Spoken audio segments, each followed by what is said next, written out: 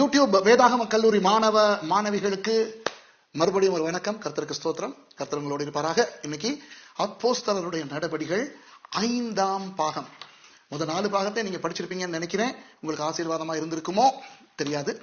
ஆசீர்வாதமா இருந்திருக்கும் நினைக்கிறேன். அப்படி நீங்க முதல் 5 பகுதியில நீங்க படிச்சிருக்காட்டி தயவு செய்து இப்ப நிப்பாட்டிட்டு நீங்க போயிட்டு முதல் 5 பகுதியையும் பார்த்துட்டு 4 பகுதிகளையும் பார்த்துட்டு வாங்க இந்த 5வது பகுதியை படிக்கிறதுக்காக. Okay sir. இப்ப நம்ம அப்போஸ்தலருடைய புத்தகத்துல 9வது அதிகாரத்துக்குள்ள கால் வைக்கிறோம். இப்ப 9வது அதிகாரத்துக்குள்ள கால் வைக்கும் போது நமக்கு ஒரு அருமையான சம்பவம். என்ன சம்பவம்? சவுல் பவுலாய் மாறுதல், சவுல் ஊழியக்காரனாய் மாறுதல். அப்ப அவருடைய மாறுதல் ஏற்படும் போது அது கிறிஸ்தவ உலகத்துக்கே ஒரு பெரிய ஒரு ஒரு ஒரு ஆசீர்வாதமா வந்துருது. ஏன்னா இன்னைக்கு எவ்வளவுதான் இயேசு 12 சீஷர்களை தெரிவு செய்து அவங்கள அப்போஸ்தலர்கள் ஆக்கி ஊழியக்காரங்களா அவங்க மூலம் பெரிய சாதனைகளை படைச்சிருந்தாலும் அவங்க மூலமா பெரிய மூல உபதேசங்களை எங்களுக்கு கொடுக்கல. எங்களுக்கு சபைக்கு மூல உபதேசங்கள் அப்படின்னு நமக்கு கொடுத்தது பவுல் மூலமா தான். இப்ப இதுக்கும் ஒரு காரணம் இருக்குது. இப்ப பாருங்க, ஊழியங்கள் இதே பவுல் பிற்காலத்துல சொல்றாரு, ஊழியங்களிலே வித்தியாசம் உண்டு, ஆவியானவர் ஒருவரே. அது மாதிரி இயேசுவானவர் ஒருவரே. அவர் எத்தனை பேரை தன்னுடைய சீஷர்களாக்கி கொண்டாலும் ஒவ்வொருத்தருக்கும் ஒவ்வொரு பொறுப்புகளை கொடுத்திருக்கிறாரு. அப்ப நீங்க பாத்தீங்கன்னா இயேசு 12 சீஷர்களை தெரிவு செய்யறாரு. அந்த 12 சீஷர்கள்ல ஒருத்தன் சொதப்பிக்கிட்டு போயிட்டான். ஆனா மத்த 11 பேரையும் ஆண்டவராகிய இயேசு என்ன காரியங்களுக்காக பயன்படுத்தினார்னா சபைகள் தொடங்குறதுக்கு, அதாவது சுவிசேஷத்தை அறிவிச்சு பிரசங்கம் பண்ணி சபைகளை உலகத்துல ஒவ்வொரு நாடா தொடங்கி அந்த சபைகளை நடத்தி அப்புறம் அந்த சபைகளுக்கு கற்றுக் கொடுக்கறதுக்கு. இதை நீங்க மத்தேயு 28ஆம் அதிகாரத்துல பார்க்கலாம். மத்தேயு 28ல 19, 20, 21 இந்த வசனங்களை நீங்க பாத்தீங்கன்னா அதுல இருக்குது, நீங்கள் போய் சகல ஜாதிகளையும் சீஷராக்கி பிதா குமாரன் பரிசுத்தாவியின் நாமத்திலே அவர்களுக்கு ஞானஸ்நானம் கொடுத்து அப்புறம் நீங்க நான் கற்றுக் கொடுத்தவற்றில் அவற்றை நீங்கள் உபதேசியுங்கள் எல்லாம் சொல்லியிருக்கிறாரு இயேசுவானவர். இதை அவங்க செய்தாங்க. அப்ப நீங்க கேட்கலாம், பவுல் அப்படி செய்யலையா? செய்தார். இந்த அப்போஸ்தலர் புத்தகத்துல பவுல் அடியாரனுடைய 3 மிஷனரி பயணங்களை பத்தி எல்லாம் நாங்க பிறகு படிப்போம். அப்ப அவர் எந்தெந்த நாட்டுக்கு போனாரு, எங்கெங்க சபை ஸ்தாபிச்சாரு, எங்கெங்க போய் அந்த சபைகளுக்கு அவரு உதவி செய்தாரு, இந்த மாதிரியான பல விஷயங்களை நம்ம பார்க்க போறோம். ஆனா மூல உபதேசம் டாக்ட்ரின்ஸ் அப்படின்றத சபைக்கு வகுத்து கொடுத்தவர் பவுலடியார் தான். புதிய ஏற்பாட்டுல 27 புத்தகம் இருக்கு. அதுல 14 புத்தகங்கள் எழுதினது இவர். இப்ப சில பேர் சொல்லுவாங்க 13 எழுதினார்னு. ஏன்னா எபிரேயருக்கு எழுதப்பட்ட நிருபம் பவுல் எழுதல அப்படின்னு சொல்லுவாங்க. இனி நம்ம அந்த நிருபங்களை பத்தி படிக்கிற காலத்துல அவங்க ஏன் அப்படி சொல்றாங்க, நான் ஏன் பவுல் தான் எழுதினார்னு சொல்றேங்கிறதெல்லாம் தெளிவா படிப்போம். இப்ப இன்னைக்கு சவுல் எப்படி பவுலா மாறினார் அப்படிங்கிற அந்த கதையை பார்க்க போறாங்க. எல்லாம் உங்களுக்கு தெரிஞ்சிருக்கும். இருந்தாலும் அதுக்குள்ள ஏதாவது விஷயம் இருக்கா அப்படின்னு பார்ப்போமா? 8வது அதிகாரத்துல இருந்து நம்ம பார்த்தோம். இல்ல 9வது அதிகாரம். ஏன்னா 8வது அதிகாரத்துல தான் பிலிப்பை பத்தி பார்த்தோம். அப்ப பிலிப்பு சமாரியாவுக்கு சுவிசேஷத்தை கொண்டு போனது மாத்திரமில்ல, எத்தியோப்பியாவுக்கு சுவிசேஷத்தை பரப்புறதுக்கும் காரணமா அமைஞ்சாரு. அந்த எத்தியோப்பிய மந்திரிக்கு பிலிப்பு போயிட்டு அந்த ஏசாயா புத்தகத்துல இருக்கிறத விளக்கப்படுத்தி அப்புறம் அவருக்கு ஞானஸ்நானம் கொடுத்து அப்ப அது மூலமா சுவிசேஷமானது எத்தியோப்பியா வரைக்கும் போச்சு. அதுல ஒரு விஷயம் நான் உங்களுக்கு சொல்லணும். நம்ம 2007ல ஒரிசா போயிருந்தோம். 2007ல இங்க இருந்து மவுண்ட் கார்மெல்ல இருந்து ஒரு குழுவை கூட்டிட்டு போயிருந்தேன். அது ஒரிசாவுல கோராபுட் அப்படிங்கிற ஒரு பிரதேசத்துல சுவிசேஷ கூட்டம். அப்ப அந்த சுவிசேஷ கூட்டத்துக்கு நிறைய ஜனங்க வந்துருச்சு. 3000 அப்படிலாம் வந்திருந்தாங்க. பஸ்ஸுகள்ல கூரை மேலுகள்ல ஏறி எல்லாம் வந்திருந்தாங்க. எங்களுடைய செலவுல நாங்க போயிட்டு அந்த கூட்டங்களை நடத்தினோம். அப்ப முழுக்க அந்த 3 நாளும் நான் சுவிசேஷத்தை பிரசங்கித்தது பழைய ஏற்பாட்டா இருந்து. அப்ப எங்களோட வந்திருந்த ஒரு பாஸ்டர் இன்றைக்கு இப்ப வேற ஒரு கிளாஸ் நடத்திட்டு இருக்காரு இப்ப வெளியே. அப்ப அவர் என்ன சொன்னாரு, பாஸ்டர் சுவிசேஷத்தை பழைய ஏற்பாட்டுல இருந்து பிரசங்கிச்சு அது மூலம் ஜனங்க ரசிக்கப்படுறதை நான் இப்பதான் பார்த்தேன் அப்படின்னு. முழுக்க நீங்க பாத்தீங்கன்னா பேதுரு அவருடைய 1வது பிரசங்கத்தை எங்க இருந்து பிரசங்கம் பண்றாரு? பழைய ஏற்பாட்டுல இருந்து. ஸ்தேவான் தன்னுடைய பிரசங்கத்தை எங்க இருந்து பிரசங்கம் பண்றாரு? பழைய ஏற்பாட்டுல இருந்து. அப்புறம் அந்த எத்தியோப்பிய மந்திரி எதை வாசிக்கிட்டு போறாரு? ஏசாயா புத்தகம், பழைய ஏற்பாடு. அப்ப அதை விளக்கப்படுத்த போய் தான் பிலிப்பு அவர் எத்தியோப்பிய மந்திரி ரசிக்கப்பட்டு ஞானஸ்நானமே எடுக்கிறாரு. ஆகவே இந்த பழைய ஏற்பாடு வேணாம், புதிய ஏற்பாடு மட்டும்தான் வேணும்னு சொல்றவங்க புரிஞ்சுக்கிறணும், புதிய ஏற்பாட்டு பரிசுத்தவான்கள் வேதத்துல காணப்படுற பேதுரு, யோவான், பவுல், பிலிப்பு, ஸ்தேவான் இந்த மாதிரியான ஜனங்கள் எல்லாம் பழைய ஏற்பாட்டை வச்சுதான் அவங்க பிரசங்கமே பண்ணாங்க. ஆகவே இன்னைக்கும் பழைய ஏற்பாட்டை பிரசங்கம் பண்ணி சுவிசேஷம் அறிவிக்க முடியும் அப்படிங்கறத நம்ம மறந்துடக்கூடாது. இப்ப 9வது அதிகாரத்துக்கு வந்தோம்னா சவுல் என்பவன் என்னும் கர்த்தருடைய சீஷரை பயமுறுத்தி கொலை செய்யும்படி சீரி பிரதான ஆசாரியரிடத்துக்கு போய், இந்த மார்க்கத்தாராகிய புருஷரையாகிலும் ஸ்திரீயாகிலும் நான் கண்டுபிடித்தால் அவர்களை கட்டி எருசலேமுக்கு கொண்டு வரும்படி தமஸ்குவில் உள்ள ஜெப ஆலயங்களுக்கு நிருபங்களை கேட்டு வாங்கினான். என்ற தெய்வமே, அதாவது இந்த சவுல் எருசலேம்ல உள்ள இந்த கிறிஸ்தவங்களை உபத்திரவப்படுத்தினது போதாதுன்னு இப்ப சிரியா நாட்டுக்கு போறாரு. தமஸ்கு சிரியா நாட்டினுடைய தலைநகரம். வேறொரு தேசம், வேறொரு தேசத்துக்கே போய் அங்க இருக்கிற கிறிஸ்தவங்களை பிடிச்சி இங்க கொண்டு வந்து கொலை செய்ய போறார். இங்க பாருங்க, நிறைய பேருக்கு இந்த சங்கதி எல்லாம் கதையா தெரியும். சவுல் தமஸ்குவுக்கு போகும் வழியில் ரட்சிக்கப்பட்டான், அவன் சபைகளை உபத்திரவப்படுத்த தமஸ்குவுக்கு போனான், இதெல்லாம் தெரியும். ஆனா சில நேரம் நம்ம புவியியல் ரீதியாவும் சில விஷயங்களை நம்ம கொஞ்சம் கற்பனை பண்ணி பார்க்கணும். இதெல்லாம் எவ்வளவு ஒரு வெறி இருந்தா இவங்களால செய்ய முடியும்னு. அந்த எத்தியோப்பிய மந்திரியினுடைய கதையில நான் என்ன சொன்னேன், சமாரியாவில் இருக்கிற பிலிப்பு எருசலேம்ல இருந்து அப்புறம் காசா வழியால எத்தியோப்பியா போற ஒரு மந்திரியை போய் சந்திக்கிறாரு. அப்ப எருசலேம் எங்க இருக்கு, காசா எங்க இருக்குது, எத்தியோப்பியா எங்க இருக்குது, சமாரியா எங்க இருக்குது, இதெல்லாம் தெரிஞ்சாதான் நமக்கு சில விஷயங்களை புரிஞ்சு கொள்ளலாம். எவ்வளவு தூரம் இவங்க பிரயாணம் பண்றாங்க, எவ்வளவு சிரமப்படுறாங்க, அவ்வளவு தூரம் பிரயாணம் பண்ணி ஊழியம் செய்யறதுக்கு எந்த அளவுக்கு ஒரு வெறி இருக்கணும் அப்படின்ட்டு. அதே மாதிரி இன்னைக்கு சவுலை பத்தி நாம படிக்கும் போது இவரு ஊழியம் செய்யற வெறி இல்ல, கிறிஸ்தவங்களை நாசமாக்குற வெறியில எங்க வரைக்கும் போறாருங்கிறத நீங்க பாத்தீங்கன்னா, அவரு யூத மார்க்கத்துக்கும் பரிசேய மார்க்கத்துக்கும் எந்த அளவு வெறித்தனமான பக்தனா இருந்தாருங்கிறது நமக்கு புரியும். இப்ப இந்த காலத்துல வந்து இந்த 21ஆம் நூற்றாண்டுல நிறைய ஊழியர்கள், எல்லாரும் இல்ல, நிறைய ஊழியர்கள் ரொம்ப தூரங்கள் எல்லாம் கஷ்டப்பட்டு நடந்து திரிஞ்சு ஊழியம் செய்யறதுக்கு விருப்பம் இல்லை. ஏன்னா இப்ப வந்து எல்லாம் வந்து நவீன காலம், எல்லாம் ஸ்மார்ட் போன் வச்சுக்கிட்டு வாகனங்கள், 2 வீலர் மோட்டார் பைக்ஸ் அல்லது கார்க வச்சுக்கிட்டு திரிறாங்க. அப்ப நாங்கெல்லாம் ஊழியத்தை ஆரம்பிச்ச காலத்துல காடு காடா அலைவோம். கர்த்தர் ஒருத்தருடைய கிருபையில தான் நமக்கு சாப்பாடு, எங்களுக்கு சாப்பாடு இருக்காது, கையில பணமே இருக்காது, பயங்கரமான. அப்ப விதத்துல நீங்க பாத்தீங்கன்னா இவங்க எல்லாம் எவ்வளவு தூரம் அலைஞ்சு திரிஞ்சு ஊழியம் செஞ்சாங்க தெரியுமா? இங்க பாருங்க, இந்த நிகழ்ச்சியை பார்த்துக்கிட்டு இருக்கிற உங்களை சில பேருக்கு ஒரு பைசிக்கல் கூட இல்லை. நீங்க வந்து ரொம்ப ரொம்ப தூர இடங்கள்ல ஊழியம் செய்றீங்க. சில பேர் வந்து கிராமங்கள்ல ஊழியம் செய்றீங்க. அப்படியே சின்னதா ஒரு கொட்டில் மாதிரி கட்டிக்கிட்டு சில நேரம் அது கூட இல்லாம நீங்க எல்லாம் ஊழியம் செய்றீங்க. அப்ப இந்த மாதிரி ஊழியம் செய்யற உங்களுக்கு நான் ஒரு தைரியத்தை கொடுக்க விரும்புறேன். என்ன தெரியுமா? பயப்படாதீங்க. இப்படிதான் அந்த காலத்துல உள்ளவங்க ஊழியங்களை தொடங்கினாங்க. அந்த மாதிரியான ஊழியர்கள் நமக்கு தேவை. அதே நேரம் பிற்காலத்துல போக போக பெரிய பெரிய பட்டணங்கள்ல பெரிய பெரிய சபைகளை கட்டினாங்க. அப்ப பெரிய சபைகளும் வேணும், இந்த மாதிரி சின்ன சின்ன கொட்டில்களும் நமக்கு வேணும். ஆனா ஒரு ஆலோசனை நான் உங்களுக்கு கொடுக்குறேன். இதை நான் அடிக்கடி பேசுற ஒரு விஷயம். இப்ப இந்த நிகழ்ச்சியை பார்த்துக்கிட்டு இருக்கிற யாராவது நீங்க சொல்லுமே, உங்ககிட்ட ஒரு சைக்கிள் கூட இல்லை, உங்ககிட்ட ஒரு வாகனம் கூட இல்லை, ஒரு சின்ன சபையை வச்சுக்கிட்டு தத்திக்கினத்தம் போட்டுக்கிட்டு இருக்கிறீங்க, சொந்தமா ஒரு கட்டடம் கூட இல்லை. இப்ப சில ஐரோப்பா மாதிரி நாடுகள்ல அல்லது வெளி தேசங்கள்ல, ஹாங்காங், ஜப்பான், அப்புறம் மத்திய கிழக்கு நாடுகள்ல நிறைய பேர் வந்து வாடகை இடங்கள்ல அல்லது யாரையாவது வீடுகள்ல வசதி இல்லாத இடத்துல நெருக்கிக்கிட்டு கஷ்டப்பட்டு நீங்க ஆராதனை பண்றீங்கன்ட்டு, அதே நேரம் பெரிய ரொம்ப கோடிக்கணக்கான செலவுல கட்டப்பட்ட சபை கொண்ட சபைகளும் இருக்குது. அந்த சபைகளை பார்த்து, அந்த ஊழியக்காரங்களை பார்த்து நீங்க நினைக்காதீங்க அவங்க உங்களை விட திறமைசாலிகள் அல்லது உங்களை விட பெரியவங்க, இப்படி ஒரு நாள் நினைக்காதீங்க. அதே நேரம் நீங்க பெரிய ஒரு ஊழியம் பல வருஷமா நடத்திக்கிட்டு இருக்கிற ஆளா இருந்து இந்த மாதிரி சின்ன சின்ன கிராமங்கள்ல ஊழியம் செய்யற, அந்த ஒண்ணுமே இல்லாம ஊழியம் செய்யறவங்களை பார்த்து நீங்க நினைக்காதீங்க இவங்க எல்லாம் சின்ன ஊழியக்காரங்க அப்படின்னு. ஊழியத்துல 2 பிரிவுகள் கட்டாயம் இருக்கணும். என்னன்னா, முதிர்ச்சி கூடின தன்மை, முதிர்ச்சி குறைந்த தன்மை. அப்ப குரு சீஷன். இப்ப இயேசுவானவர் சொல்றாரு, ஒரு நாளும் சீஷன் தன்னுடைய குருவை மிஞ்ச மாட்டான்னு. அது அனுபவ ரீதியா. அப்ப அனுபவ ரீதியா நீங்க பல ஆண்டுகள் ஊழியம் செஞ்சு உங்களை விட ஆண்டுகள் குறைந்த அளவுல ஊழியம் செய்யறவங்க இருக்காங்க. அதுல முதிர்ச்சி உங்களுக்கு கூடுதல் இருக்கலாம், அவங்களுக்கு முதிர்ச்சி குறைவா இருக்கலாம், அல்லது நீங்க முதிர்ச்சி அனுபவம் குறைந்த ஆளா இருக்கலாம், உங்களை விட முதிர்ச்சியும் அனுபவம் கூடிய ஆட்களா இருக்கலாம்.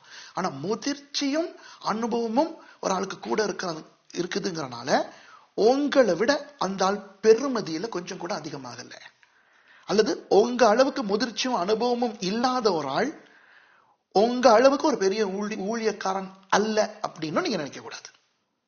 ஊழியங்களிலே வித்தியாசம் உண்டு, ஆவியானவர் ஒருவரே. இப்ப ஸ்தேவான், அவருக்கு என்ன பெரிய அனுபவம்? அவரு பிரசங்கத்துக்கு பிறகே கொண்டுட்டாங்க. அவரை பண்ணதே ஒரே பிரசங்கம் தான். பெரிய அற்புத அடையாளங்கள்லாம் பண்ணாரு, தர்க்கம் பண்ணாரு. ஆனா வேதத்துல எழுதப்பட்டதாக காணப்படுறது அவர் பண்ண ஒரே ஒரு பிரசங்கம் தான். ஆனா அவர் அதோட முடிச்சுட்டு போயிட்டார். இப்ப நான் என்ன நம்புறேன், வேதத்தின் படி கூட நான் அதை நிரூபிக்கலாம். இப்ப ஒரு ஆள் தன்னுடைய ஊழியத்தை நிறைவு செய்துட்டா அந்த ஆள் ஆண்டவர் எடுத்துக்கொள்வாரு. எலியாவை பாத்தீங்களா? ஆண்டவருக்கு தெரியும் எலியா அவருடைய ஊழியம் இவ்வளவு தான். இப்ப உங்களுக்கு நான் குத்து மதிப்பா சொல்லட்டுமா, எலியா எவ்வளவு காலம் ஊழியம் செஞ்சாருன்னு சொல்லவா? ஏன்னா இன்னைக்கு நிறைய பேருக்கு தெரியாது எலியா எல்லாம் எத்தனை வருஷம் ஊழியம் செஞ்சாங்கன்னு. சில பேர் நினைக்கிறாங்க 50-60 வருஷம் ஊழியம் செஞ்சாருன்னு. கிடையவே கிடையாது. 1 ராஜாக்கள் 17வது அதிகாரத்துல தான் அவருடைய பிரசங்கமே தொடங்குது. ஆகாப் ராஜாவுக்கு வந்து அவர் பிரசங்கம் பண்றாரு. என்ன பிரசங்கம் பண்றாரு? நான் சொல்ற வரைக்கும் மழை வராது ராசா அப்படிங்கிறாரு. சொல்லிட்டு மனுஷன் கேரியத்துக்கு போனாரு. கொஞ்ச காலத்துக்கு பிறகு ஷாரிஃபாத்துக்கு போனாரு. ஷாரிஃபாத் அவர் திரும்பி வர்றதுக்கு எடுத்த காலம், அதாவது அவர் ஆகாப் ராஜாவுக்கு முத செய்தியை சொல்லி ஷாரிஃபாத்ல இருந்து திரும்பி வர வரைக்குமான காலம் 3.5 வருஷம். 3.5 வருஷத்துக்கு பிறகு அவர் கர்மேல் மலையில பெரிய சாதனை படிச்சார். அப்புறம் எசபேலினுடைய அந்த அச்சுறுத்தலுக்கு அஞ்சு அவர் ஓடிட்டார் இல்லையா?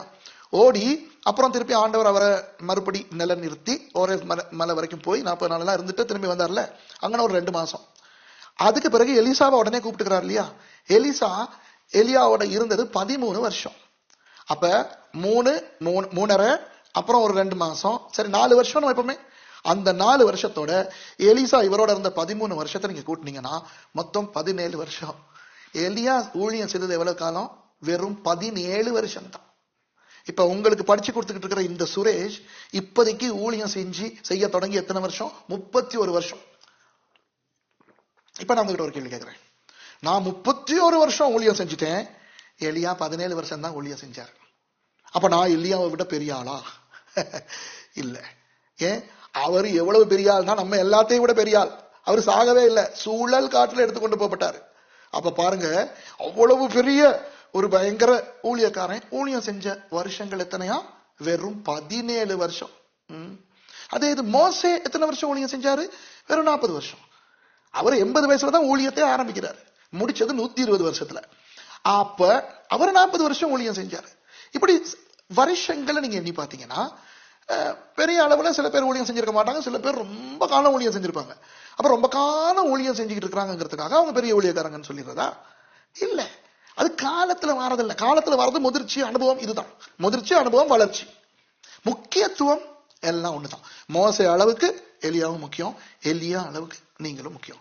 ஆகவே இந்த பெரிய ஊழியக்காரங்க சின்ன ஊழியக்காரங்க அந்த குழப்பம் வேணாம். சும்மா இதெல்லாம் பெருமைக்கும் தேவையில்லாத தாழ்வு மனப்பான்மைக்கும் வழிவகுக்கும். புரியுதா?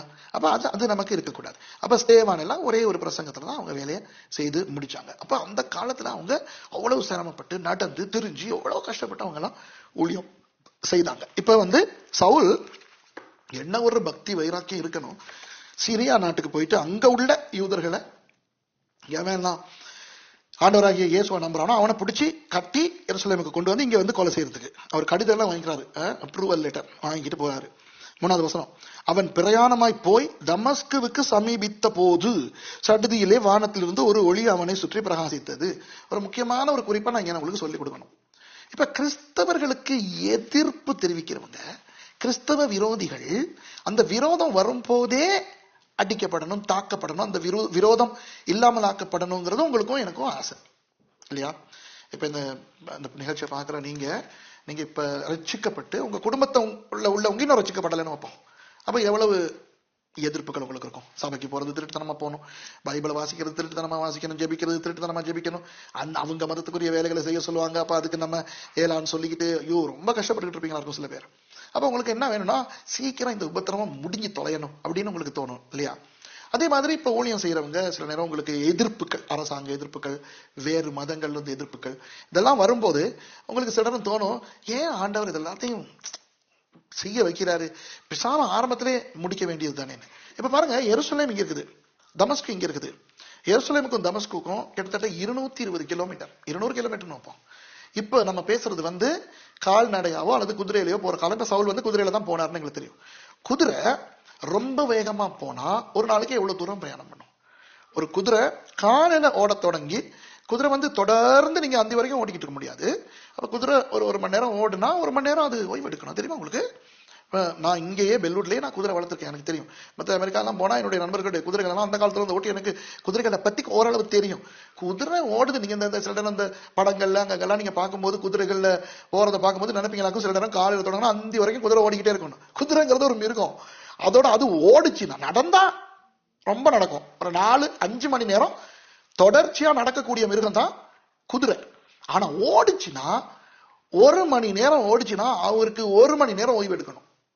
அப்ப நீங்க ஒரு காலையில இருந்து சாயங்காலம் வரைக்கும் நீங்க பிரயாணம் பண்ணீங்கன்னு சொன்னா, நீங்க குதிரையில பிரயாணம் பண்ணீங்கன்னா ஒரு நாளைக்கு ஒரு 15 கிலோமீட்டர் போய் சேரலாம். அவ்வளவுதான், ஒரு நாளைக்கு 15 கிலோமீட்டர் ஓடலாம். அப்ப 10 நாளைக்கு 150 கிலோமீட்டர் தான் நீங்க போயிருக்கீங்க.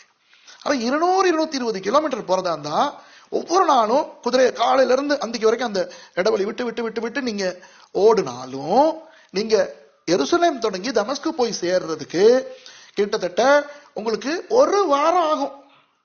புரியுதோ? 7 நாள் ஆகும்.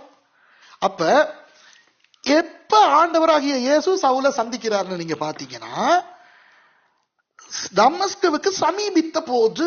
வாசிக்கும் போது நம்ம வாசிக்கிறது அவன் பிரயாணமாய் போய் தமஸ்குவுக்கு சமீபத்த போதுன்னு நம்ம நினைக்கிறது குதிரை ஏறி ஒரு 20-30 நிமிஷம் போய் அல்லது 40 நிமிஷம் போய் அவர் அங்க நெருக்கும் போது விஷயம் நடக்குது. 7 நாட்களுக்கு பிறகுதான் ஆண்டவர் சந்திக்கிறார். ஏன் முதலாம் நாளே சந்திக்கல? பல காரணங்கள் இருக்கலாம். இப்ப இவர் இங்க இருந்து புறப்பட்டாரு, இவர் கடிதம் எல்லாம் கேட்கிறாரு. அப்படிங்கும் போதே சவுல் புறப்படுறதுக்கு கடிதம் எல்லாம் எடுத்து அனுமதி எல்லாம் வாங்கி புறப்படுறதுக்கும் கொஞ்சம் சில நாள் ஆகும்ல. இப்படி எல்லாம் நடக்குதுன்னு தெரிஞ்ச உடனேயே சில பேர் புறப்பட்டு போயிருப்பாங்க தமஸ்குவுக்கு. அங்க செய்தி போயிருச்சுன்னு எங்களுக்கு தெரியும். எப்படி தெரியும்? பிறகு அனனியாவுக்கு ஆண்டவர் சவுலை பத்தி பேசும்போது அனனியா ஆண்டவருக்கு சொல்றாரு, அவன் எனக்கு தெரியும் ஆண்டவர், அவன் யாருன்னு, அவன் இங்க எதுக்கு வந்தான்னு தெரியும் ஆண்டவர்னு சொல்றாரு. ஆகவே அவருக்கு தகவல் போயிருச்சுன்னு தெரியும். போனா என்ன நடக்கும்? ஜனங்க எல்லாரும் ஜெபிப்பாங்க. இந்த உபத்திரவத்துல இருக்கிற ஒரு அழகு என்ன தெரியுமா? உபத்திரவம் இருக்கிற இடங்கள்ல சபை வளரும், ஊழியர்கள் பலப்படுவாங்க. இன்னைக்கு இந்த உபத்திரவங்களுக்கு மத்தியில போற நாடுகளையும் நகரங்களையும் பாருங்க. சீனா உங்களுக்கு தெரியுமா? சீனாவுல ரட்சிக்கப்பட்டாங்கன்னா அவங்களுக்கு சிறை தண்டனை. அப்ப பாரம்பரிய பௌத்த மதத்தினவர்களா இருந்தா அந்த பௌத்த மதத்தை அவங்களுக்கு வணங்கலாம். அடுத்தது அங்க இருக்கிற வேற சில மதங்கள் இருக்குது, அந்த மதங்களை சேர்ந்தவங்க அந்த சாமிகளை கும்பிடலாம். ஆனா கம்யூனிஸ்ட் நாடு சீனாங்கிறது ஒரு கம்யூனிச நாடு. ஆகவே அந்த சீனாவுக்குள்ள கிறிஸ்தவம்னு நீங்க சொன்னீங்கன்னா போச்சு. அதனால அந்த சீனாவுக்குள்ள எவ்வளவு கஷ்டப்பட்டு வேதாகமங்களை கடத்தி கொண்டு போவாங்கன்னு தெரியுமா? ஆனா இன்னைக்கு உங்களுக்கு தெரியுமா, உலகத்துல அதிவேகமா வளர்ற சபை எங்க இருக்குன்னு? சீனாவுல தான் இருக்கு. ஒரு கட்டணம் கூட கிடையாது, எல்லாம் அண்டர் கிரவுண்ட் சர்ச்சஸ், வீடுகள்ல ரகசிய இடங்கள்ல தான் ஆராதனை நடக்குது. ஏன்? உபத்திரவம் இருக்கிற இடத்துல ஜெபம் இருக்கும், உபத்திரவம் இருக்கிற இடத்துல பரிசுத்தம் இருக்கும், உபத்திரவம் இருக்கிற இடத்துல அர்ப்பணம் இருக்கும். உபத்திரம் இல்லாம நிம்மதியா இருக்கிற போது அவ்வளவு கர்த்தரை தங்கி இருக்கிற ஒரு நிலைமை அவ்வளவு வராது தெரியுமா? இன்னைக்கு ஒரிசா, பீகார் மாதிரியான இடங்களை பாருங்க. இதெல்லாம் இந்தியாவில் ஆந்திரா, கர்நாடகா எல்லாத்துலயும் இப்ப உபத்திரவம் கூடுது. இப்ப பிஜேபி அரசாங்கம் நரேந்திர மோடி பிரதம மந்திரி ஆனதுல இருந்து இந்தியாவில ரொம்ப ஜெபம் அதிகரிச்சிருச்சு. அது மாத்திரமா மத்திய கிழக்கு நாடுகள்ல எத்தனை கிறிஸ்தவர்கள் எத்தனை பேர் ரட்சிக்கப்பட்டு வர்றவங்க எல்லாம் எப்படி எல்லாம் ஜெபிக்கிறாங்க. ஏன்? உபத்திரவம் சொல்லும் போது அது சபையை வளர்க்கிற ஒண்ணு. ஆகவே இந்த நிகழ்ச்சியை பாக்குற நீங்க ஒருவேளை உங்க வீட்டுல உங்களுக்கு உபத்திரவம் இருக்கலாம், ஜனங்க திட்டிக்கிட்டு இருக்கலாம், உங்க அம்மா அப்பா, புருஷன், பொஞ்சாதி, பிள்ளைகள், அல்லது உங்க கிராமத்தவர்கள் உங்களுக்கு உபத்திரவம் கொடுத்துட்டு இருக்கலாம், அல்லது நீங்க ஒரு சபையா உபத்திரவங்களை அனுபவிச்சுட்டு இருக்கலாம். ஆனா உபத்திரவத்துக்குள்ள யாராவது போய்கிட்டு இருந்தீங்கன்னா நீங்க ஜெபிச்சு களைச்சு போய் இத்தனை வருஷமா ஜெபிக்கிறோம், ஏன் ஆண்டவர் எங்களுக்கு பதில் கொடுக்கறாரு இல்ல அப்படின்னு நீங்க சோர்ந்து போயிருந்தீங்கன்னா உங்களுக்கு நான் கொடுக்குற நற்செய்தி என்னன்னா, ஆண்டவரால முடியும் இன்னைக்கு உங்களோட உபத்திரவத்தை நிறுத்த. ஆனா ஏன் அவரை நிறுத்தக்கூடாதுன்னா, இன்னும் நீங்க பலப்படணும், இன்னும் உங்களுடைய ஆவிக்குரிய வாழ்க்கை உறுதியாகணும். அப்ப 7 நாளைக்கு முதல்ல எருசலேம்ல இருந்து புறப்படும் போதே சவுல ஆண்டவர் சந்திச்சிருக்கலாம். இப்ப நம்ம ஆண்டவருக்கு கருத்து தெரிவிக்கிறதா இருந்தா, இப்ப நான் ஆண்டவருக்கு கருத்து தெரிவிக்கிறதா இருந்தா நான் சொல்லிருப்பேன், நாதா நீர் சவுலை சந்திக்கத்தானே போகிறீர், அந்த 7 நாளும் அநியாயம் அல்லவா, இங்கேயே வைத்து சந்தித்தீர் என்றால் அவன் போகாமலே அந்த 7 நாளும் கூட இங்கே இருந்து ஊழியம் செய்யலாம், இன்னும் நல்ல ஆசீர்வாதம் வரும் அல்லவா. இப்படித்தான் நம்ம நினைக்கிறோம். ஆனா ஆண்டவருக்கு தெரியும் எவனை எப்ப எப்படி பிடிக்கணும்ட்டு. அப்ப 7 நாள் இவனை பிரயாணம் பண்ண விடுறாரு ஆண்டவர். அவ 7 நாள் பிரயாணம் பண்ணி 7வது நாள் தமஸ்குவுக்கு சமீபமா வந்திருக்கும் போதுதான் ஆண்டவர் பிடிக்கிறார். ஆகவே இதெல்லாம் நம்ம தெரிஞ்சுக்கிற வேண்டிய ஒரு விஷயம் என்னன்னா, காட்ஸ் டைமிங், தேவனுடைய நேரங்கள். அப்ப நம்ம நியமிக்கிற நேரத்தில் ஆண்டவர் கிரியை செய்ய மாட்டார், அப்படி செய்ய வேண்டிய அவசியமும் இல்லை. அவருடைய நேரங்களுக்கு நம்ம இடம் கொடுக்கணும். இது உபத்திரம் மட்டும் இல்லை, எதுவா இருக்கட்டும். பிரதர்ஸ் அண்ட் சிஸ்டர்ஸ், உங்க வீட்டுல இருக்கிற தம்பிமாருக்கு தங்கச்சிமாருக்கு கல்யாணம் பண்றதுக்கு பாத்துக்கிட்டு இருக்கிறீங்களா?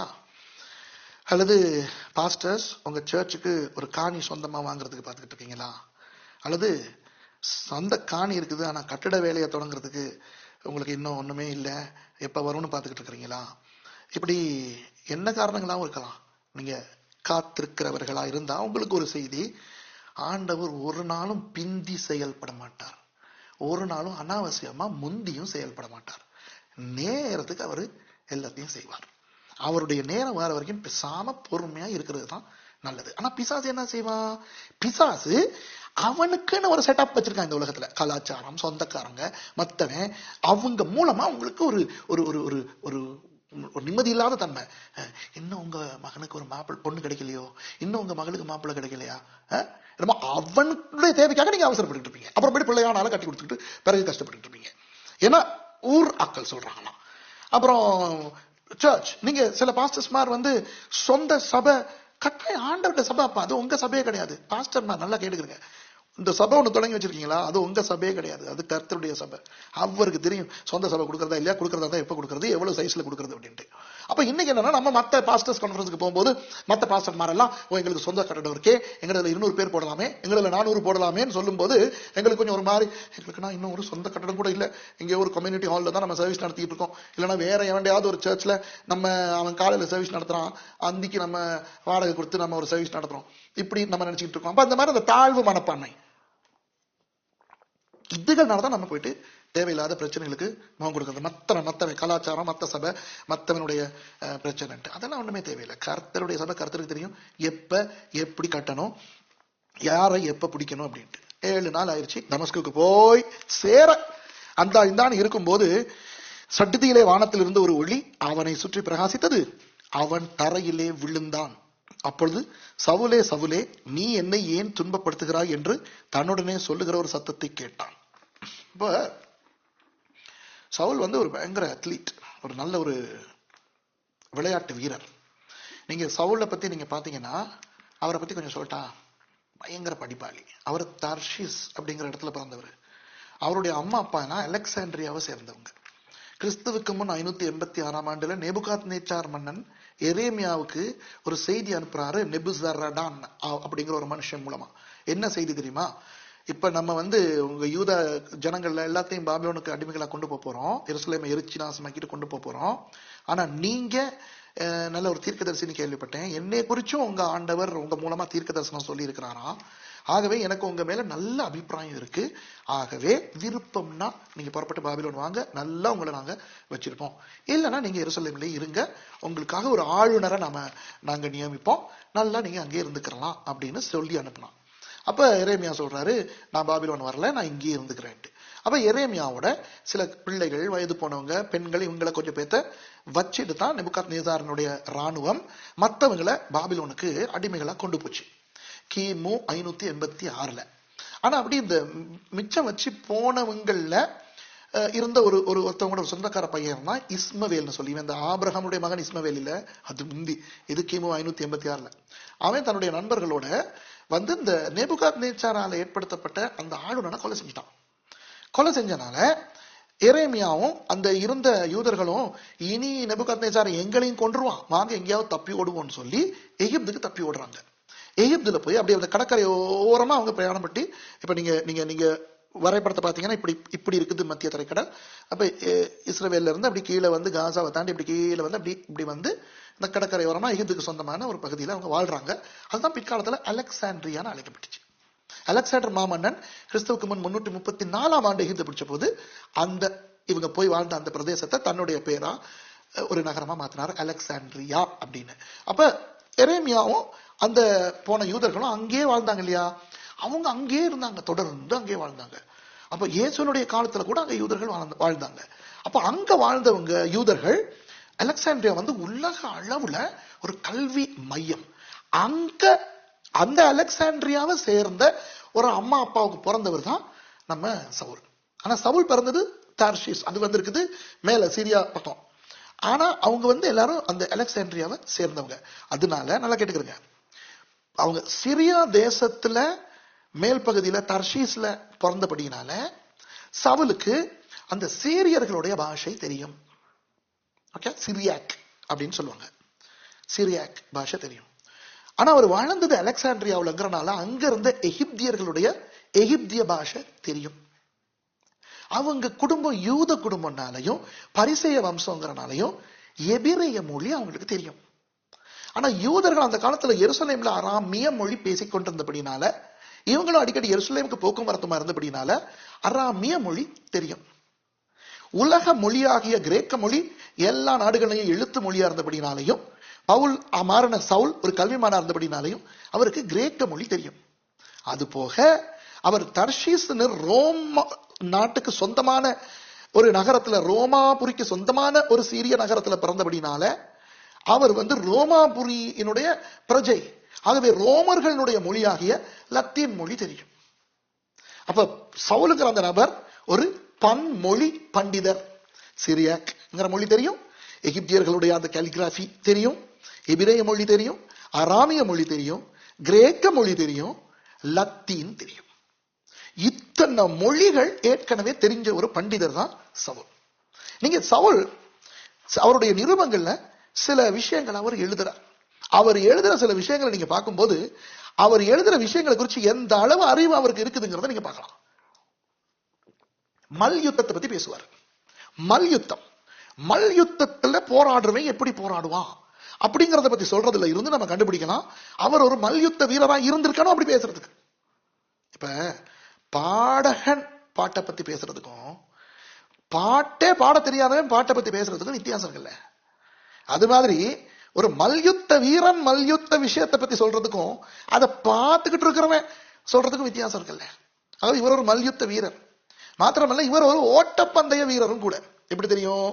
இவர் ஓட்டப்பந்தயத்தை பத்தி பேசும்போது அவர் அழகா சொல்றாரு, ஓடுறவன் மத்தவங்க எப்படி ஓடுறான்னு பார்க்க மாட்டான், வேற சத்தங்களுக்கு செவி கொடுக்க மாட்டான், இலக்கை பார்த்து அதை நோக்கித்தான் ஓடுவான் அப்படின்னு அவர் சொல்ற விதத்துல இருந்து தெரியுது இவர் ஓடுனவர். இவர் ஓட்டப்பந்தயத்துல ஓடி இருந்தா தான் அப்படி பேச முடியும். சோ பார்த்துக்கிட்டு இருக்கிறவனுக்கு அந்த மாதிரி ஒரு உணர்வு பூர்வமா சொல்ல முடியாது. புரியுதா? இந்த சம்பவத்துல நம்ம பாக்குறோம், குதிரையில இருந்து விழுகிறாரு. குதிரையில இருந்து இவர் இறங்கல, குதிரையில இருந்து விழுகிறாரு. 7 நாள் குதிரையில பிரயாணம் பண்ணிட்டு 7ஆம் நாள் குதிரையில இருந்து விழுந்தா கை கால் ஒட்டையும். ஆனா இவர் எவ்வளவு இவருக்கு உடம்புல பலம் இருந்திருக்கணும் கை கால்லாம் ஒட்டையாம. உங்களுக்கு தெரியுமா எத்தனை பேர் குதிரையில இருந்து விழுந்து செத்து போயிருக்காங்கன்ட்டு? குதிரையில இருந்து விழுந்தா செத்தே போயிருவாங்க. அது அவ்வளவு உயரம் மட்டும் இல்ல, குதிரை நின்று அழகா இப்ப விழுனா சொல்லும். போய்கிட்டு இருக்கும்போது குதிரை மத்தது ஓடிக்கிட்டு இருக்கிற குதிரை இவர் திடீர்னு வானத்துல இருந்து ஒளி வந்த போது விழுகிறாரு. அது நல்ல வீரர்களாலதான் அந்த மாதிரி விஷயங்களை தாங்க முடியும். இன்னொன்னு சொல்லட்டுமா? கொரிந்தியர்களுக்கு எழுதும்போது சொல்றாரு, 2 தடவை இவரை 39 தடவை வாரினால் அடிச்சாங்களாம். இந்த நீங்க இயேசுவினுடைய படம் இருக்கு இல்லையா, மெல் கிப்சன் எடுத்தாரு பேஷன் ஆஃப் த கிரைஸ்ட்னு, அந்த படத்தை நீங்க பாத்தீங்கன்னா அதுல இயேசுவை மிலார்னால் அடிக்கிறாங்க தானே. அதை கொஞ்சம் மெல் கிப்சன் தத்ரூபமா எடுத்திருப்பாரு. ஆனா இப்ப நீங்க நிறைய இயேசு பத்தின நிறைய படங்கள் இருக்கு, அந்த நிறைய படங்கள்ல அந்த சிலுவையினுடைய அந்த காட்சிகள் காட்டுறாங்க. ஆனா எல்லாத்தையும் விட இந்த பேஷன் ஆஃப் த கிரைஸ்ட்ங்கிற படத்தை நீங்க பாத்தீங்கன்னா அது ரொம்ப கோரமா இருக்கும். அதுதான் உண்மை, அதுதான் யதார்த்தம், அப்படிதான் இருந்தது. ஆனா அதை விட மோசமா இருந்தது. மெல் கிப்சன் கூட இயேசுவ அந்த உண்மையான அந்த நிகழ்ச்சிக்கேற்ற விதத்துல காட்ட முடியாம போகுது, அப்படி முடியாது. ஆனா அதுல நீங்க பாத்தீங்கன்னா அந்த கொக்கி இப்படி இருக்கும், 5 இப்படி கொக்கி மாதிரி இருக்கும். அப்ப அந்த சாட்டில் அடிச்ச உடனே அது அப்படியே இந்த இடத்துல மாட்டும்.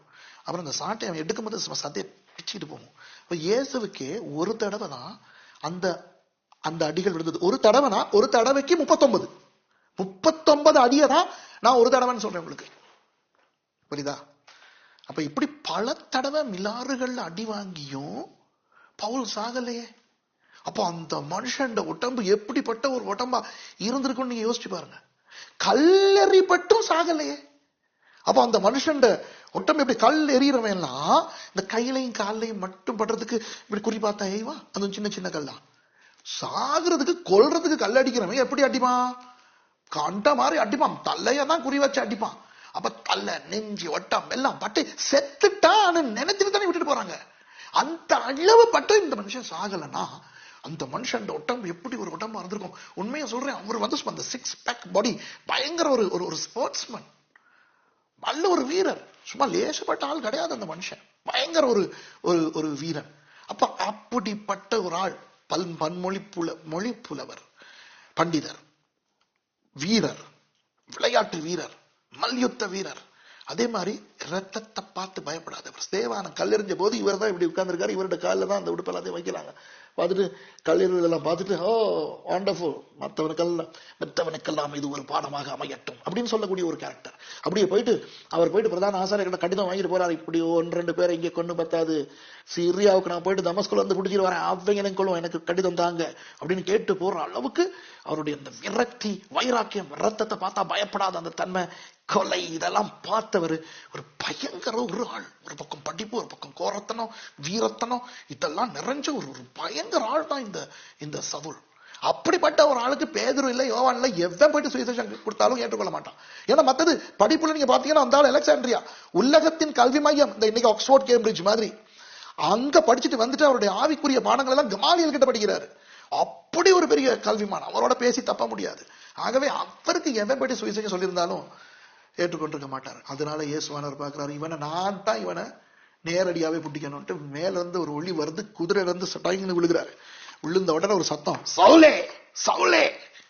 நம்ம வாசிக்கும் போது எப்படி வாசிப்போம், சவுலே சவுலே நீ என்னை ஏன் துன்பப்படுத்துகிறாய் என்று தன்னுடனே சொல்லுகிற ஒரு சத்தத்தை கேட்டான். இவ்வளவு பெரிய ஒரு வீரனை குதிரையில இருந்து விழுகிற அளவுக்கு லைட் அடிச்சுட்டு மேல இருந்துகிட்டு சவுலே சவுலே இப்படியா ஆர்டர் சொல்லியிருப்பாரு. அவர் சவுலேன்னு கூப்பிடும் போதே இவனுக்கு ஆவியாத்ம சரணம் எட்டம் மாறி இருக்கும். என்னடா இது, எப்பனும் எனக்கு இந்த மாதிரி கூப்பிட்டு இருக்க மாட்டான். 2 தடவை சவுலே சவுலே அப்படின்ட்டு என்னை ஏன் துன்பப்படுத்துகிறாய் என்று தன்னுடைய சொல்லுகிற சத்தத்தை கேட்டான். அதுக்கு அவன் ஆண்டவரே யார் யார் அப்படிதான் அவன், ஆண்டவரே நீர் யார் என்றான். யோசிச்சு பாருங்க, குதிரை சத்தம் வந்த பிறகு ஆண்டவரே நீர் யார் அப்படியா கேட்டிருப்பான்? இல்ல, ஷாக் ஆயிட்டான். வாழ்க்கையில நான் நினைக்கிறேன், வாழ்க்கையில மொத்த தடவை இந்த மாதிரி ஒரு அனுபவம் ஆளுக்கு. ஆண்டவரே யார் யார் நீர் கேட்கிறான். அப்ப அதுக்கு ஆண்டவர், அவன் ஆண்டவரே நீர் யார்? அதற்கு கர்த்தர், நீ துன்பப்படுத்துகிற இயேசு நானே. ஹே, நீ துன்பப்படுத்துறிய, இப்ப அடி அடி நொறுக்கி கொண்டுகிட்டலாம் தடுமாறிக்கிட்டு இருக்கே, நீ என்ன தாண்டி துன்பப்படுத்துற அப்படின்ட்டு ஒண்ணு சொல்றாரு. என்ன தெரியுமா? முள்ளில் உதைக்கிறது உனக்கு கடினமா. ஒரு பெரிய ஒரு கதையை கொடுக்குறாரு இயேசு. சொல்றாரு, டேய் நான் யார் தெரியுமா? முள்ளு. நீ வெறுண்டால முள்ளுக்கு உதைக்க முடியுமா? நீ பெரிய மல்யுத்த வீரனா இருக்கலாம், பெரிய ஓட்டப்பந்தய வீரனா இருக்கலாம், நீ பெரிய பன்மொழி பண்டிதனா இருக்கலாம், ஆனா முள்ள உனக்கு வெறுங்கால உதைக்க முடியுமாடி? அதை தாண்டி நீ எனக்கு பண்ணிக்கிட்டு இருக்கிற. என்ன நினைக்கிற நீ? சும்மா இருக்க போறோம். இதுதான் நம்ம ஆண்டவருடைய ஒரு அழகு. நம்ம ஆண்டவர் நல்லவனுக்கு நல்லவன், கெட்டவனுக்கு கெட்டவன். ஆடுற மாட்ட ஆடி கறப்பார், பாடுற மாட்ட பாடி கறப்பார். இப்ப சவுல கறக்கிற விதத்தை பாத்தீங்க தானே அப்படின்ட்டு இவனுக்கு குழம்பு. முள்ளில் உதைக்கிறது உனக்கு கிடையாது. இயேசு இந்த உலகத்துல இருக்கும் போது ஒரு நாள் இப்படி ஒண்ணு சொன்னதில்லை தெரியுமா? 3.5 வருஷம் ஊழியம் செஞ்சாரு, 33 வருஷம் வாழ்ந்தாரு. என்னைக்காவது அவருடைய சீஷர்களை துன்பப்படுத்தினவங்களையோ அல்லது அவருக்கு எதிராக வாதாடின பரிசெயர், சதுசேயர், வேத பார்க்கிறையோ அல்லது அவரை சிலுவையில அரைஞ்சவங்களோ யாருக்குமே, அவர் உயிர் தெழுந்த பிறகு கூட யாருக்காவது அவரை சிலுவையில அறையிறதுக்கு சம்பந்தப்பட்ட யாருக்கிட்டாவது போயிட்டு முள்ளில உதைச்சிட்டீங்கல்ல அப்படின்னு சொல்லவே இல்லை. இந்த முள்ளில உதைக்கிற கதைய இயேசு வாழ்க்கையில முதல் தடவை இப்பதான் சொல்றாரு. அந்த நம்ம புரிஞ்சுக்கிறோம். ஆண்டவராகிய இயேசு தேவைப்பட்டால் முள்ளாயும் இருப்பார். அப்ப அவர் முள்ளுனா மத்த எல்லாமே சேலை தான். ஆகவே சேலை முள்ளுல பட்டாலும் முள்ளு சேலையில பட்டாலும் பாதிப்பு சேலைக்கு தான். அப்ப அவர் முள்ளுனா உலகமும் சேலை, பிசாசும் சேலை, மற்றவங்க எல்லாரும் சேலை. அவரோட நல்லா இருந்தா சரி. அவரோட யாராவது கேம் கேட்டா அவரும் கேம் கேட்பார். அவரு கேட்டா அது நல்லாவே இருக்காது, ரொம்ப வலிக்கும். இந்த ஒரு விஷயத்தை தான் சவுலுக்கு ஆரம்பத்திலே அவர் கொடுக்குறாரு. யாரோட நீ விளையாடுற? நான் உனக்கு தெரிஞ்ச அந்த கிரேக்க தெய்வங்கள், அந்த ரோம தெய்வங்கள், எகிப்திய தெய்வங்கள், சீரியர்களுடைய தெய்வங்கள் மாதிரி கிடையாது. நான் கொஞ்சம் வித்தியாசமானவர் அப்படிங்கிற மாதிரி தான் அவர் சொன்னார். அவர் எப்படி சொல்லி இருக்கணும்? 6வது வசனத்துல அவன் நடுங்கி திகைத்து. சில நேரம் பைபிள் வாசிக்கும் போது நம்ம வாசிக்கிற விதத்துல நமக்கு ஒண்ணுமே விளங்கி தொலையாது. அவன் நடுங்கி திகைத்து, ஆண்டவரே நான் என்ன செய்ய சித்தமாயிருக்கிறேன் என்றான். அதற்கு கர்த்தர், நீ எழுந்து பட்டணத்துக்குள்ளே போ, நீ செய்ய வேண்டியது அங்கே உனக்கு சொல்லப்படும் என்றார். இப்படிதான் வாசிக்கிறோம். நடுங்கி திகைத்துன்னு வாசிட்டு போயிடும். அது எங்களை பொறுத்த வரைக்கும் அது 2 சொற்கள். ஆனா உண்மை அப்படி இல்லை. குதிரையில இருந்து விழுந்திருக்கிறார். பயங்கரமான வெளிச்சம் ஒண்ணு வந்து தாக்கிருச்சு. ஒரு எட்டி முழக்கம் மாதிரி ஒரு சத்தம். மற்றது இப்போ ஒரு எச்சரிக்கை, முள்ளுல உதைக்கிறது உனக்கு கடினம். அப்போ அப்படி ஒரு குரலை எடுத்து கூட பேச முடியாது. அந்த குரலை கேட்ட பிறகு நடுங்கிறாரு. இப்படி திகைத்து அப்படி நடுங்கி அப்படி என்ன சொல்றாரு? என்ன செய்யும் அப்படிதான் கேட்கிறாரு. பாருங்க, பரிதாபமான ஒரு நிலைக்கு தள்ளிட்டாரு பாருங்க. அவ்வளவு ஓட்ட வீரன். என்னைக்காவது இப்படி ஒரு நடுக்கம் வந்திருக்குமா அவளுக்கு? இல்ல. நடுக்கம், பயம், பயமுறுத்திட்டார் ஆண்டவர். அவனுக்கு அந்த 3 பயம் இருக்குல்ல. நான் அந்த பயங்களை பத்தி எல்லாம் பிரசங்கம் பண்ணிருப்பேன். போபியா, டெய்லியா, பெரனோயா, எல்லா பயமும் அவனுக்கு வந்திருக்கும். என்ன செய்யணும் சொல்றாரு, எலும்பு பட்டணத்துக்குள்ள போ. பட்டணத்துக்கு வெளியே தான் நடக்குது, தமஸ்குல தான் நடக்குது. பட்டணத்துக்குள்ளே போ, நீ செய்ய வேண்டியது இங்கே என்று அங்கே நீ செய்ய வேண்டியது அங்கே உனக்கு சொல்லப்படும். இப்ப அவனுடைய கூட பிரயாணம் பண்ணின மனுஷர்கள் சப்தத்தை கேட்டும் ஒருவரையும் காணாமல் பிரமித்து நின்றார்கள். அவன் எல்லாம் பிரமித்து நிக்கிறான். ஐயோ ஓடல, காணும் ஓடல, வாயை பொழுது. இன்னொரு தடவை இந்த மாதிரி நின்றானுங்க. எப்ப தெரியுமா? இந்த கல்லறையில கல்லு புரட்டுறதுக்கு மத்தேயு 28 தேவதூதன் வந்து சட்டாங்க அந்த கல்லுக்கு ஒரு உத குட்டுது. தேவதூதன் அந்த கல்லு மேல ஏறி உட்கார்ந்த போது காவல நின்றவனுங்க பிரமித்து நின்றார்கள், அசையாம. அந்த மாதிரி இவங்க நிக்கிறாங்க மத்தவங்க. இப்ப சவுல் தரையில இருந்து எழும்புறான் மெதுவா. இப்ப கையை ஊண்டிக்கிட்டு எழுந்தா, கண்ணை திறக்கிறான், காட்சி வரல. சவுல் தரையிலிருந்து எழுந்து தன் கண்களை திறந்த போது ஒருவரையும் காணவில்லை. அப்ப அப்படி கையிலாக கொடுக்கிறவர்களை தேடுகிறான். அப்பொழுது கையிலாக கொடுத்து அவனை தமஸ்குவுக்கு கூட்டிக் கொண்டு போனார்கள். 8வது வசனம் கவனிங்க. உடனே ஆண்டவர் அவனுக்கு இடைப்படவும் இல்லை. பாருங்க 9வது வசனம். அவன் 3 நாள் பார்வை இல்லாதவனாய் புசியாமலும் குடியாமலும் இருந்தான். நம்ம வாசிக்கும் போது 3 செகண்ட்ல வாசிச்சிடும். 3 நாள் சாப்பாடும் சாப்பிடல, தண்ணியும் குடிக்கல. அந்த அதிர்ச்சி ஷாக்.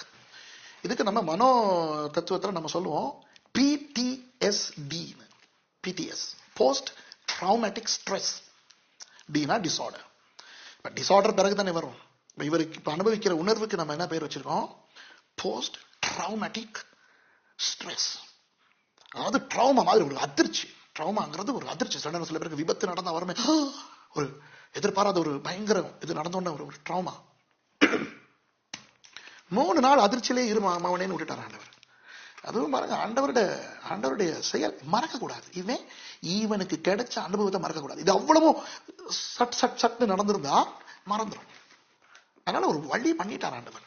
3 நாள் சாப்பிடறான் இல்ல, குடிக்கிறான் இல்ல, அப்படியே கிடக்குறாரு. 10வது வசனம். தமஸ்குவிலே அனனியா என்னும் பேருள்ள ஒரு சீஷன் இருந்தான். அவனுக்கு கர்த்தர் தரிசனமாகி அனனியாவே என்றார். அவன் ஆண்டவரே இதோ அடியேன் என்றான்.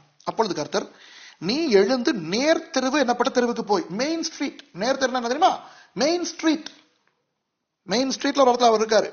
யூதாவின் வீட்டிலே தர்சு பட்டணத்தானாகிய சவுல் என்னும் பேருள்ள ஒருவனை தேடு, அவன் இப்பொழுது ஜெபம் பண்ணுகிறான்.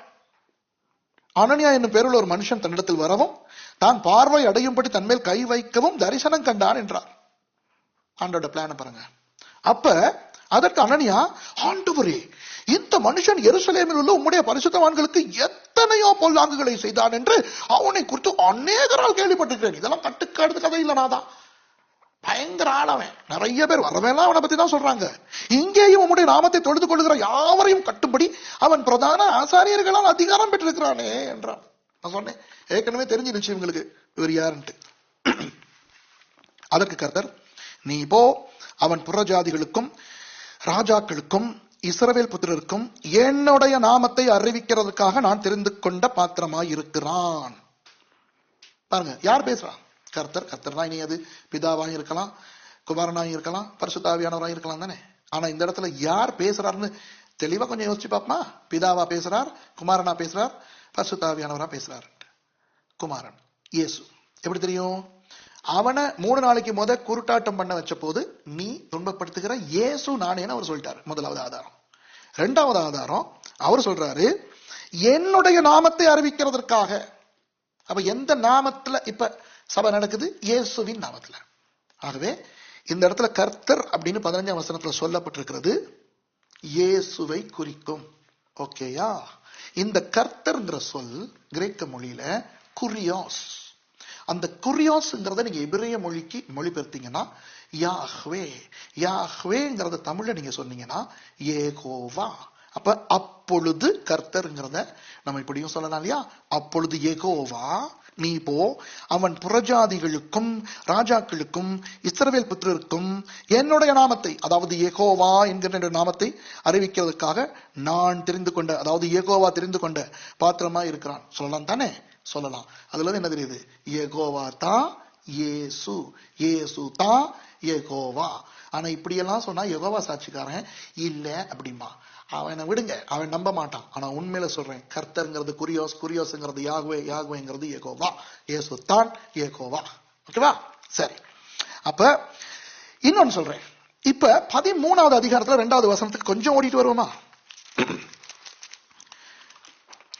அவர்கள் கர்த்தருக்கு ஆராதனை செய்து உபவாசித்துக் கொண்டிருக்கிற போது பர்னபாவையும் சவுலையும் நான் அழைத்த ஊழியத்துக்காக அவர்களை பிரித்து விடுங்கள் என்று பரிசுத்த ஆவியானவர் திருவுள்ளம் பண்ணினார். நான் அழைத்த ஊழியத்துக்கு பிரித்து விடுங்கள் அப்படின்னு யார் பேசுறா? 13:2 பரிசுத்த ஆவியானவர். அப்ப சவுல அழைச்சவர் யாரு? சவுல ஊழியத்துக்கு தெரிந்து கொண்டது யாரு? பரிசுத்த ஆவியானவர். ஆனா இங்க 9ஆம் அதிகாரத்துல சவுல அழைச்சது யாரு? சவுல ஊழியத்துக்கு ஏற்படுத்துறவர் யாரு? இயேசு. அதுல இருந்து என்ன தெரியுது? இயேசு தான் பரிசுத்த ஆவியானவர், பரிசுத்த ஆவியானவர் தான் இயேசு. ஏற்கனவே நான் உங்களுக்கு 5ஆம் அதிகாரத்துல சொன்னேன். பேதுரு அனனியாவை பார்த்து சொல்றாரு 3ஆம் வசனத்துல, நீ பரிசுத்த ஆவியானவருக்கு விரோதமா போய் சொன்னாய். ஆனா 4ஆம் வசனத்துல சொல்றாரு, நீ மனுஷர்களுக்கல்ல தேவனுக்கு போய் சொன்னாய். அப்ப தேவன் அவர் அந்த இடத்துல சொல்றது பிதாவை குறிக்குது. அப்ப அப்போஸ்தலர் 5ஆம் அதிகாரத்துல 3ஆம் 4ஆம் வசனத்துல இருந்து நான் நிரூபிச்சேன், தேவன் தான் பரிசுத்த ஆவியானவர், பரிசுத்த ஆவியானவர் தான் தேவன். அப்ப இந்த வசனத்துல இருந்து கர்த்தர் தான் யெகோவா, யெகோவா தான் கர்த்தர், கர்த்தர் நான் இயேசு அப்படிங்கறதன் மூலம் பிதா தான் இயேசு, இயேசு தான் பிதாங்கிறதை நிரூபிச்சேன். இப்ப 13:2 கொண்டு வந்து இதோட இணைச்சு இயேசு தான் பரிசுத்த ஆவியானவர், பரிசுத்த ஆவியானவர் தான் இயேசுங்கிறதையும் காட்டுறேன். ஆக இந்த அப்போஸ்தலர் புத்தகத்துல இருந்தே பிதாவும் குமாரனும் பரிசுத்த ஆவியானவரும் ஒருவர், ஒரே தேவன் அப்படிங்கிறதையும், இருந்தாலும் அவர் பிதாவாக, குமாரனாக, பரிசுத்த ஆவியானவராக, திரித்துவ தேவனாக செயல்படுகிறார் என்கிறதையும் நமக்கு படிக்கலாம். திரித்துவம் வேதத்துல எல்லா இடத்துலயும் இருக்கு. இப்ப இயேசுவானவர் ஊழியத்துக்கு பிரிச்சு விட சொல்லி சொல்றார். இப்ப பாருங்க 16வது வசனம், அவன் என்னுடைய நாமத்தின் நிமித்தம் எவ்வளவாய் பாடுபட வேண்டும் என்பதை நான் அவனுக்கு காண்பிப்பேன். அப்புறம் நடக்குது 17 அவர் அனனியா போறாரு. அங்க போயிட்டு சவுல் மேல கையை வச்சு, சகோதரனாகிய சவுலே, நீ வந்த வழியிலே உனக்கு தரிசனமாகிய இயேசுவாகிய கர்த்தர், வா, இயேசுவாகிய யெகோவா திரும்பி இருக்கா, நீ பார்வை அடையும் படிக்கு பரிசுத்த ஆவியினாலே நிரப்பப்படும் படிக்கும் என்னை அனுப்பினார் என்றான். உடனே அவன் கண்களில் இருந்து மீன் செதில்கள் போன்றவைகள் விழுந்தது. அவன் பார்வை அடைந்து எழுந்திருந்து ஞான ஸ்நானம் பெற்றான். Praise the Lord. அப்புறம் பின்பு அவன் போஜனம் பண்ணி பலப்பட்டான். சவுல் தமஸ்குவில் உள்ள சீஷருடனே சில நாள் இருந்து தாமதமின்றி கிறிஸ்து தேவனுடைய குமாரன் என்று ஆலயங்களிலே பிரசங்கித்தான். எந்த ஆலயங்கள்? ஜெபாலயங்கள். எந்த ஜெபாலயங்களுக்கு மாப்பிள்ள கடிதங்களோட வர்றாரோ கிறிஸ்தவர்களை கொல்றதுக்கு, அதே ஜெபாலயங்கள்ல இவர் பிரசங்கம் பண்ண ஆரம்பிக்கிறார். அப்புறம் நீங்க பார்த்தா கேட்டவர்கள் எல்லாரும் ஆச்சரியப்பட்டு, எருசலேமில் இந்த நாமத்தை தொழுது கொள்ளுகிறவர்களை நாசமாக்கி இங்கேயும் அப்படிப்பட்டவர்களை கட்டி பிரதான ஆசாரியர்களிடத்துக்கு கொண்டு போகும்படி வந்தவன் இவன் அல்லவா என்றார்கள். சவுல் அதிகமாக திறன் கொண்டு இவரே கிறிஸ்து என்று திருஷ்டாந்தப்படுத்தி தமஸ்குவில் குடியிருக்கிற யூதர்களை கலங்க பண்ணினான். பாருங்க, ரொம்ப நாள் அங்க தங்கி இருக்கிறார். அநேக நாள் சென்ற பின்பு யூதர்கள் அவனை கொலை செய்யும்படி ஆலோசனை பண்ணினார்கள். இப்ப கடைசியில இவரையும் கொல்றதுக்கு பாக்குறாங்க. ஆனா இவரை அப்படி ஒரு கூடையில வச்சு இறக்கி மதில் வழியால இறக்கி விடுறாங்க. ஆனா அவர் எருசலேமுக்கு வரும்போது பாருங்க 26வது வசனம், எருசலேமுக்கு வந்து சீஷருடனே சேர்ந்து கொள்ள பார்த்தான். அவர்கள் அவனை சீஷன் என்று நம்பாமல் எல்லாரும் அவனுக்கு பயந்திருந்தார்கள். புரியுதா? இடையில ஒரு சம்பவம் நடக்குது. அது அப்போஸ்தலர் புத்தகத்துல இல்ல, கலாத்தியர் புத்தகத்துல இருக்கு. இந்த இடத்துல அவர் அராபியாவுக்கு போயிடாரு 3 வருஷத்துக்கு அராபியாவுக்கு போயிட்டு அப்புறம் தான் திரும்பி வராரு. அப்புறம் தான் பர்னபா அவரை ஏற்றுக்கொண்டார். ஸோ இந்த இடத்துல ஒரு இடைவெளி இருக்குங்கிறத ஞாபகம் வச்சுக்கிறாங்க நீங்க படிக்கிறவங்க. இந்த எல்லாரும் அவனுக்கு பயந்திருந்தார்கள் 26 வாசிக்கிறோம் இல்லையா? 27 அப்பொழுது பர்னபா என்பவன் அவனை சேர்த்து கொண்டு அப்போஸ்தலரிடத்தில் அழைத்துக் கொண்டு போய் வழியிலே அவன் கர்த்தரை கண்ட விதத்தையும் அவர் அவனுடனே பேசினதையும் தமஸ்குவில் அவன் இயேசுவின் நாமத்தினாலே தைரியமாய் பிரசங்கித்ததையும் அவர்களுக்கு விவரித்து சொன்னான். அதன் பின்பு அவன் எருசலேமிலே அவர்களிடத்தில் போக்குவரத்துமாய் இருந்து கர்த்தராகிய இயேசுவின் நாமத்தினாலே தைரியமாய் பிரசங்கித்து கிரேக்கருடனே பேசி தர்க்கித்தான். இப்படி எல்லாம் நம்ம வாசிக்கிறோம்ல. 26க்கும் 27க்கும் இடையில 3 வருஷம் அவர் அராபியாவுக்கு போய் இருந்துட்டு வந்ததாக அவர் கலாத்தியருக்கு எழுதின நிருபத்துல சொல்றாரு. அப்ப ஏன் லூக்கா இதுல அந்த 3 வருஷத்தை பத்தி பேசலங்கிறது இன்ன வரைக்கும் யாருக்கும் தெரியாது. இனி நீங்க என்கிட்ட கேட்டீங்கன்னா ஏன் அப்படின்னு எனக்கு தெரியாது. ஏன் எழுதலன்னு எனக்கு தெரியாது. ஆனா அப்படி போனாருங்கிறது எப்படி நீங்க நிரூபிப்பீங்கன்னு நீங்க கேட்கலாம். கலாத்தியர் புத்தகத்துல இவரே அதை சொல்றாரு. நான் போயிட்டு அராபியாவில் 3 வருஷம் இருந்துட்டு அப்புறம் தான் நான் அப்போஸ்தலர்கிட்ட வந்தேன் அப்படிங்கறத அவரு சொல்றாரு. அப்ப இனி இவரு பிரசங்கிக்கும் போது கிரேக்கர்கள், நீங்க பாத்தீங்கன்னா கிரேக்கருடனே பேசி தர்க்கித்தான் 29 வாசிக்கிறோம். இது ரொம்ப அருமையான ஒரு நிலவரம். என்னன்னா, யார் இவரு? பயங்கர தத்துவ ஞானி, பயங்கர கல்விமான். கிரேக்கர்கள் யாரு? அப்படிப்பட்டவங்க. இப்ப இந்த இடத்துல கிரேக்கருடனே அப்படின்னு சொல்லும் போது இவர் கிரேக்கர்களா இருந்து யூதர் மார்க்கத்துக்கு வந்தவர்களையும் குறிப்பிடுறாரு லூக்கா. இன்னும் கிரேக்கர்களா மாத்திரம் இருக்கிறவங்களையும் இவர் குறிப்பிடுகிறார். ஞாபகம், நான் ப்ராசலிட்டோஸ் எல்லாம் சொல்லி கொடுத்தேன். அந்த ப்ராசலிட்டோஸ் மாத்திரம் இல்ல, இன்னும் கிரேக்கர்களா இருக்கிறவர்களுக்கும் இவரு சுவிசேஷத்தை இவர் அறிவிக்கிறாரு. இவரு தர்க்கம் பண்றாரு. அப்படியே நீங்க பாத்தீங்கன்னா ஒரு 2 பேருடைய சம்பவம் நமக்கு வருது. ஐனேயா, தொட்காள் அப்படிங்கிற 2 பேருடைய கதை வருது. இது இனி பேதுரு. இப்ப நீங்க பாத்தீங்கன்னா 31வது வசனத்துல, யூதேயா, கலிலேயா, சமாரியா நாடுகளில் எங்கும் சபைகள் சமாதானம் பெற்று பக்தி விருத்தி அடைந்து கர்த்தருக்கு பயப்படுகிற பயத்தோடும் பரிசுத்த ஆவியின் ஆறுதலோடும் நடந்து பெறுகின. இப்ப கொஞ்சம் நம்முடைய கண்ணோட்டம் பவுலை விட்டு பேதுருவின் பக்கம் திரும்புது. பேதுரு போய் எல்லாரையும் சந்தித்து வருகையில் அவன் லித்தா ஊரிலே குடியிருக்கிற பரிசுத்தவான்கள் இடத்துக்கு போனான். அங்க 8 வருஷம் கட்டில ஐனையா கிடக்கிறான். அவனை பார்த்து இயேசு கிறிஸ்துவ சுகமாக்குறாரு. எழுந்து இயேசு சொன்ன மாதிரி உன் படுக்கையை நீயே போட்டுக்கொள்னு சொன்னா உடனே அவனுக்கு சுகம் கிடைஞ்சு அவன் எழுந்திருந்தான்னு வாசிக்கிறோம். அப்புறம் நம்ம பாக்குறோம் யோப்பாவுக்கு அவரு போறாரு. யோனா துறைமுகம் ஏறினாரே, அதே யோப்பா. அங்க தபித்தா அல்லது தொட்காள், 2 ஒரே பொண்ணுதான். கிரேக்க பாஷையில தொட்காள் என்ற அர்த்தம் கொண்டு தபித்தாள் என்னும் பேருடைய ஒரு சீஷி இருந்தாள். அப்ப அவ செத்து போயிட்டான். செத்து போனோன்னு பேதுரு அங்க போய் அவளை பார்த்து தபித்தாளே எழுந்திரு அப்படின்னு சொல்லி அவளுக்கு உயிர் கொடுக்கிறாரு. அப்ப யோப்பா பட்டணம் எங்கும் தெரிய வந்தது. 42வது வசனம். அப்பொழுது அநேகர் கர்த்தரிடத்தில் விசுவாசம் உள்ளவன் ஆனார்கள். பின்பு அவன் யோப்பா பட்டணத்திலே தோல் பதனிடுகிறவனாகிய சீமோன் என்னும் ஒருவனிடத்தில் அநேக நாள் தங்கியிருந்தான். இன்னைக்கு நீங்க இஸ்ரேல் போனீங்கன்னா, யோப்பாவுக்கு போனீங்கன்னா, அதுக்கு இப்ப யாஃபோ அப்படின்னு சொல்லுவாங்க. டெல் அவீவ், யாஃபோ, அந்த ட்வின் சிட்டிஸ், இரட்டை நகரங்கள். நீங்க அங்க போனீங்கன்னா நீங்க ஒரு இடத்துல இருந்து இப்படி படியில இறங்கி இப்படி கீழே போவீங்க. அப்படி போனா அந்த தோல் பதனிடுகிறவனாகிய சீமோன் வீடு இன்னும் இருக்கு. அது யாருமே பிற்காலத்துல அந்த இடத்த அழிச்சு உடைச்சு நிர்மாணமாக்கல. அது இன்னும் இருக்கு. அப்ப அந்த வீடு அதுக்கு ஒரு அடையாளம். அங்கதான் பேதுரு ரொம்ப நாள் தங்கியிருக்காரு. அப்புறம் நீங்க 10வது அதிகாரத்துக்கு நீங்க போனீங்கன்னா அங்க ஒரு அருமையான சம்பவம். இந்த சம்பவத்தோட இந்த சம்பவத்தை இன்னைக்கு இந்த 5வது படத்துல நம்ம பார்ப்போம். என்னன்னா, இந்த தோல் பதனிடுகிறவனாகிய சீமோன் வீட்டுல இவர் யோப்பாவில் அநேக நாள் இருக்கும் போது ஆண்டவர் இப்ப தீர்மானிக்கிறாரு, சுவிசேஷம் புறஜாதியாரா இருந்து யூதர்களா வந்த ப்ரோசலிட்டோஸ் அந்த ஜனங்களுக்கு மட்டும் இல்ல, புறஜாதியாருக்கும் போகணும். இன்னும் புறஜாதியாரா இருக்கிறவங்களுக்கும் போகணும். அப்ப அதை இப்ப பேதுரு மூலமா செய்ய வைக்கணும். இப்ப பெரிய ஒரு பிரச்சனை இருக்குது. என்ன பிரச்சனை? பேதுரு மற்ற சீஷர்கள் எல்லாருமே யூதர்கள். அப்ப யூதர்கள் இப்ப இன்னும் யூதர்கள் மத்தியில தான் ஊழியம் செய்யறாங்க. அப்ப அவங்க புறஜாதியாருக்கு சுவிசேஷத்தை அறிவிக்க விரும்ப மாட்டாங்க. ஏன்னா இவங்களுடைய எண்ணம், கிறிஸ்தவர்கள் இதுவரைக்கும் யூதர்களா இருக்கிறபடினால இவங்களுடைய எண்ணம் என்னன்னா, இந்த நம்பிக்கை இன்னும் கிறிஸ்தவர்கள்ங்கிற பேர் இவங்களுக்கு வரல. இன்னும் இவங்க யூதர்களா தான் இருக்காங்க. இன்னும் இவங்க பழைய ஏற்பாடு மட்டும் தான் வச்சிருக்காங்க. இன்னும் தேவாலயத்துக்கு போறாங்க, ஜெபாலயத்துக்கு போறாங்க. இன்னும் இவங்க பண்டிகைகளை ஆசரிக்கிறாங்க. ஷபத், ஓய்வு நாளை இவங்க ஆசரிக்கிறாங்க. எல்லாம் இன்னும் விருத்த சேதனம் பண்ணிக்கிறாங்க. இன்னும் இவங்க யூதர்களா தான் இருக்கிறாங்க. ஆகவே இவங்க என்ன நினைக்கிறாங்கன்னா, யூத மதத்திலேயே ஒரு இணைப்பு, யூத மதத்தினுடைய ஒரு பகுதின்னு தான் இதை நினைக்கிறாங்க. இது புறஜாதியார் எப்படி யூத மதத்துக்குள்ள வர முடியாதோ அது மாதிரி புறஜாதியார் இந்த இயேசுவை நம்புறதுக்கும் வர முடியாதுங்கிறது தான் இவங்களுடைய எண்ணம். இது உங்களுக்கு புரியுதா ஒழுங்கா? அதாவது எத்தனை 1000 பேர் ரட்சிக்கப்பட்டிருந்தாலும், எத்தனை நாடுகளை சேர்ந்தவங்க இப்ப ரட்சிக்கப்பட்டிருந்தாலும், இவங்க எல்லாரும் யாரு? யூதர்கள். அப்ப இன்னும் இவங்க நினைக்கிறாங்க இது யூத மதத்தினுடைய ஒரு வெளிப்பாடு. யூத மதம் முந்தி இருந்ததை விட இப்ப கொஞ்சம் மாறிடுச்சு. இப்ப இயேசு வந்துட்டார், மேசியா வந்துட்டார். இப்ப கிறிஸ்துனா மேசியா தானே. மேசியாவை எதிர்பார்த்துக்கிட்டு இருந்த யூதர்கள் இப்ப மேசியா வந்துட்டார். வந்த மேசியாவை கொண்டுட்டாங்க. ஆனா அவர் உயிரோடு எழுப்பிட்டார். இப்ப இந்த உயிர் தெழுந்த மேசியாவை இவங்க நம்பணும். ஆகவே இது இன்னும் யூத மதம் தான். இன்னும் கிறிஸ்தவம்ங்கிற பேர் வரல. அது பிற்காலத்துல அந்தியோகியாவுக்கு போனவருக்கு தான் வந்துச்சு. அது புறஜாதியாருடைய ஒரு நகரம். புறஜாதியார் மத்தியில தான் கிறிஸ்தவர்கள், கிறிஸ்துவினுடையவர்கள் பேர் வந்துச்சு.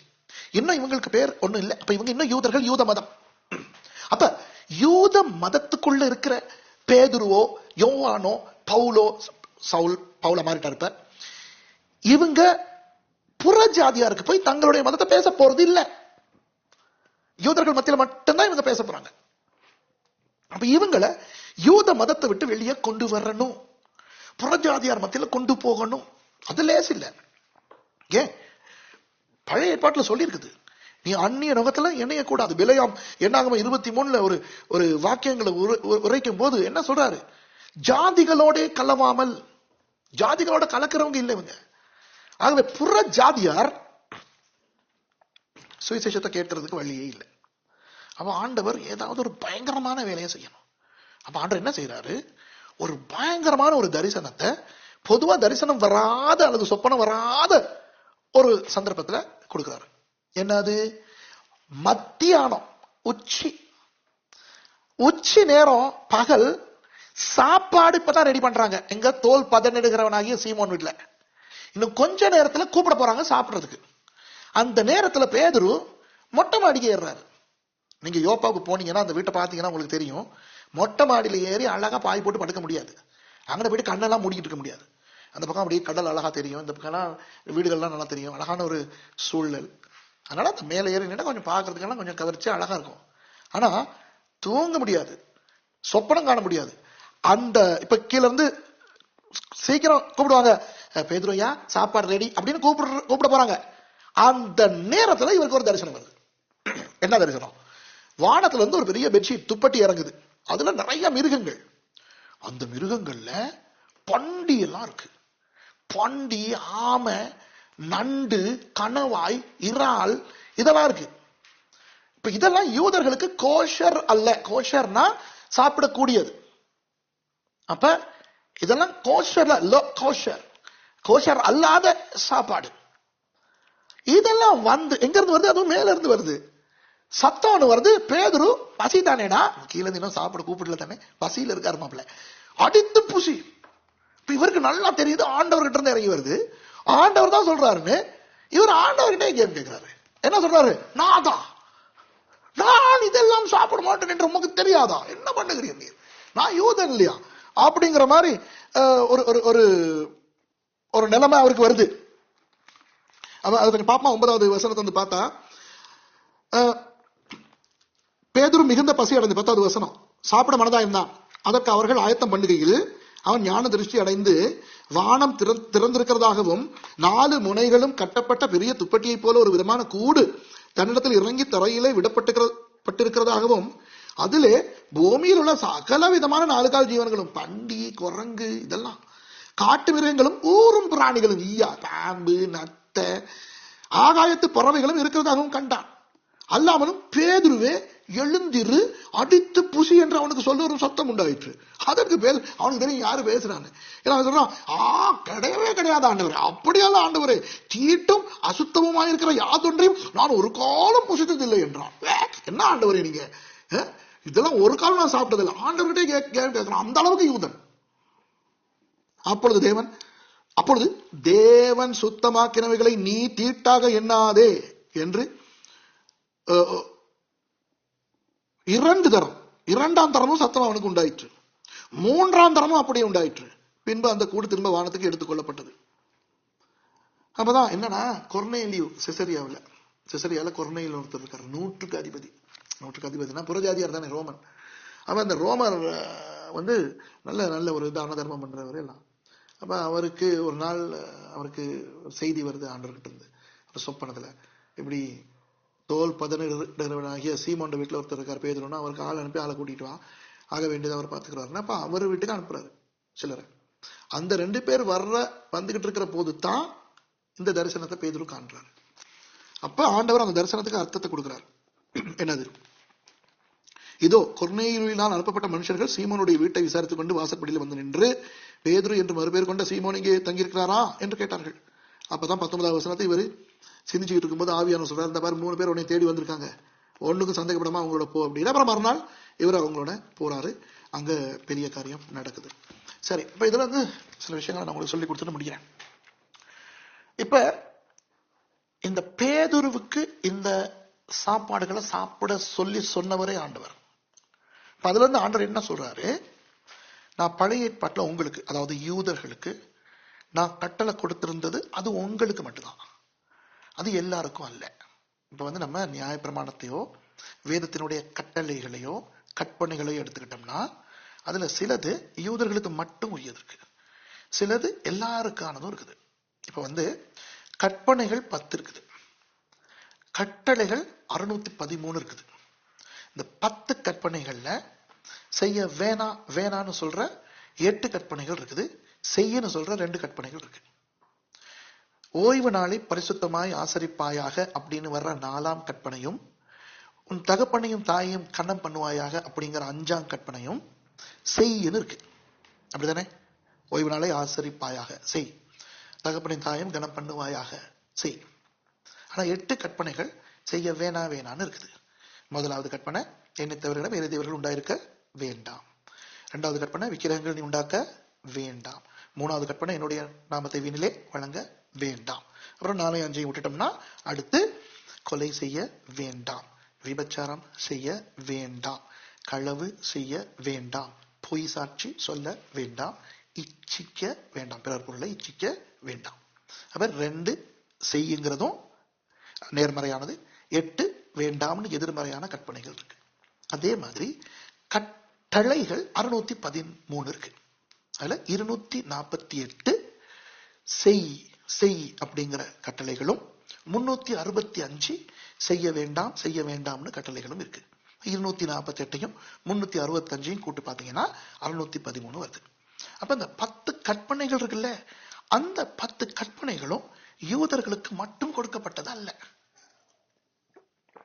அது எல்லாருக்கும். என்னை தவிர வேறு தேவர்கள் உண்டாயிருக்க வேண்டாம், இப்பயும் அப்படிதான். விக்கிரகம் வைக்க வேண்டாம், இப்பயும் அப்படிதான்.